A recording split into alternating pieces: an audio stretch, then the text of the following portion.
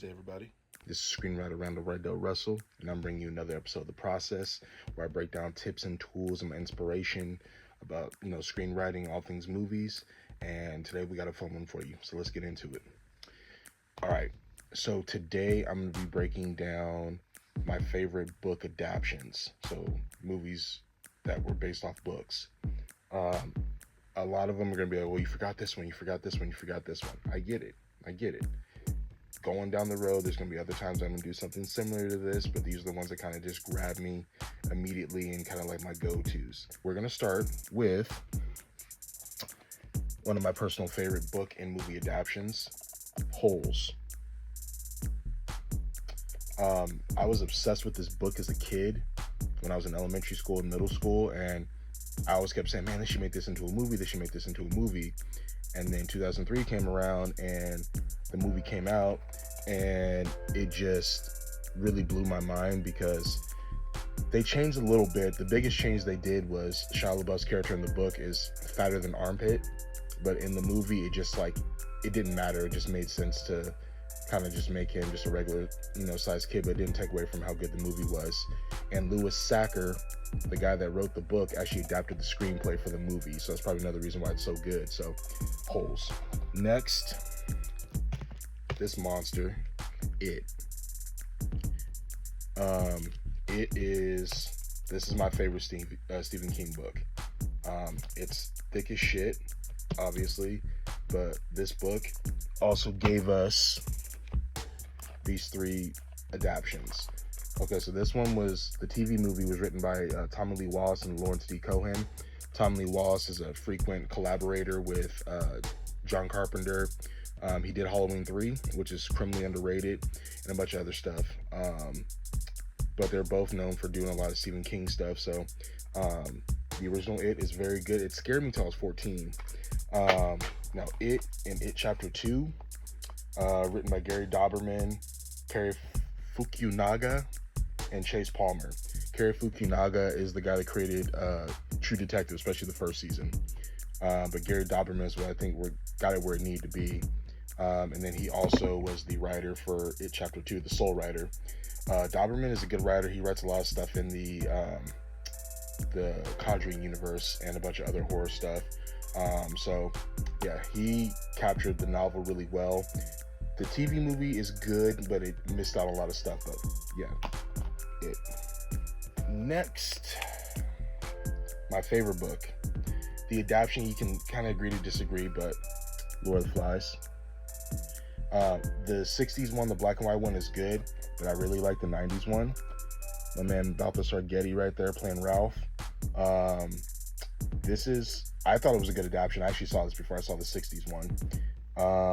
It was written by Sarah Schiff, who also wrote Cabaret. And I believe, Prince of the City, the old crime 80s cop movie, like really good adaptation. But I think this captured the novel well, except changing them to American boys instead of British boys. But, it works on every level. So, Lord of the Flies. All right, so this one isn't necessarily a novel, but it's a short story written by the man, and we all know who that man is, Stephen King. Let me just get it queued up. Yeah. We're talking about his short story, The Body, which was adapted into the excellent film Stand By Me. This was written by Reynold Gideon and Bruce A. Evans, who also wrote Starman for John Carpenter, and Mr. Brooks, the Kevin Costner movie, which is really good. But besides changing a little bit from the novella, this movie is probably top 3 best Stephen King adaptions. It's just from River Phoenix, Will Wheaton, Corey Feldman, Jerry O'Connell, Kiefer Sutherland. Everybody brought their A game acting wise, and the story is just pure childhood. So Stand By Me. All right, next, I have it on a box set, 'cause I think I showed you guys this one. I did my Spike Lee one, but the movie Clockers, right here, you see that? Clockers, the book. The book is one of the best crime films. I guess this was the influence of the show The Wire, which is one of the best television shows ever made. Richard Price, who's a great crime writer, he's written novels and tons of screenplays. he wrote the book and he also adapted the movie with Spike Lee. So read the book, watch the movie, compare. All right. This next one is kind of, I don't have the original version, so all I have is the remake. But I like the remake, even though I think the original movie's better. But Girl with the Dragon Tattoo, Stieg Larsson. This whole trilogy, I don't really like the ones after he passed, but this whole trilogy, these books are so descriptive and so well done. The Swedish version with Noomi Rapace playing, oh my goodness, Lisbeth, she killed it. Now, Rooney Mara didn't do bad, but Noomi Rapace like owned that role, especially since she got to play in all three Swedish versions. So, Girl with the Dragon Tattoo, the David Fincher one, written by Steven Zaillian. He did a great job adapting this, so I will give him that. So yes, Girl with the Dragon Tattoo. All right, this next one, easily one of my favorite sci-fi, cyberpunk stories, movies, whatever. The book is called Do Androids Dream of Electric Sheep, aka Blade Runner. Blade Runner is, I've had this copy since I was like 19 years old. I have 3 copies on Blu-ray and then this DVD, but this movie never gets old. It was written by Hampton Fancher and David Webb Peoples. David Webb Peoples also wrote Unforgiven, which is like the last Western that Clint Eastwood ever did. So, great adaptation. It changes a little bit from the book, but this is a great adaptation. Great movie. This next one's gonna be controversial because a lot of people hated the movie. I love it, and I thought the book was good. But we're gonna go with Hideaway by Dean Koontz. The movie with Jeff Goldblum and Lisa Silverstone, Jeremy Sisto, and Christine Lottie. I love this movie. It's pure 90s. It's just a really good plot. The special effects are whatever. It's the 90s, so you can get away with it, you know? If you can watch Lawnmower Man, you can watch this. But the story in this is really good. It changes a lot from the book, but it's still a great movie. And even Roger Ebert loved this movie. And you know how, he was very particular about his movie. So, yeah, Hideaway. This next one is one a lot of people don't really know about. It's a great movie, but the book is fantastic and the movie's good too. But I Am Not a Serial Killer.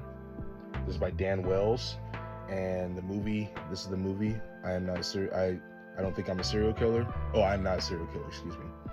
Max Records, who was in Where the Wild Things Are, and he was in The Sitter with Jonah Hill. He's only been in 3 movies. He just stopped acting after this movie. But Christopher Lloyd in this movie, terrifying. There's a whole series to this book. It's about 5 books. Read them. They're very, very good. But yeah, good book adaptions. All right. And last but not least, I would say my favorite kiddie horror movie. I watched it when I was like 9 or 10, and it's like stuck with me ever since. And I love it. Ray Bradbury's Something Wicked This Way Comes. Something Wicked This Way Comes. He actually adapted this. He actually adapted the screenplay for this. Jonathan Pryce is so creepy as Mr. Black in this movie, or Mr. Dark. I watch this every Halloween with my kids. I just think it's one of those ones that's like everybody should see. It just has that weird feel and sense of dread to it that a lot of movies are missing nowadays. But the book, it's pure Ray Bradbury, and it's a dark, dark story, but it's like made for kids. And so yeah, this one. Okay, and these last 3 are just gonna be 2 books I feel like need to get adapted that have not been adapted yet. I believe they tried but never got around to doing it. The first one, Neuromancer by William Gibson. I'm a big William Gibson fan. I have pretty much every one of his books on my shelf out there. This was the first like real cyberpunk story, and it's just like it's screaming to be turned into a movie, and they still haven't done it yet. But I heard that it's like in the works, but I don't know when it's happening.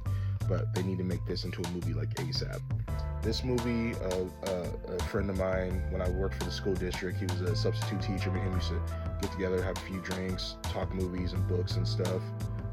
He turned me on to this book and I had to buy it. It's called The Land of Laughs by Jonathan Carroll.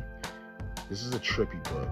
Like, I could see like Guillermo del Toro or maybe Tim Burton or even like David Cronenberg or Terry Gilliam, like writing this movie.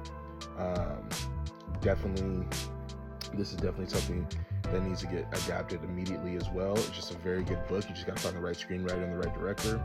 Last but not least, this book is actually the adaptation that's getting ready to come out. I think it's gonna be on Tubi starring Peter Dinklage. It's called The Thicket by Joe R. Lansdale. Joe R. Lansdale I've actually spoken to online several times. He's a really nice guy, very open, and he loves his fans. But this man can do horror, action, crime, all of it. And this book is just like pure Texas noir, fable, crime, mix it together in one. Chris Kelly is writing the script. He wrote on that show Banshee, but I don't think he's written anything else besides that. So I'm excited for this adaptation to come out, so we'll see what happens. And that concludes today's episode of The Process. Again, we'll be coming back and doing more stuff. I'm going to get back to doing my top 500, but by tens, and the writers I wrote in, what screenplays connected them. When Halloween comes next month, we're going to be doing a lot of horror stuff. So I'm going to be breaking a lot of that down with screenwriters and things like that. So stay tuned, and you guys have a good one.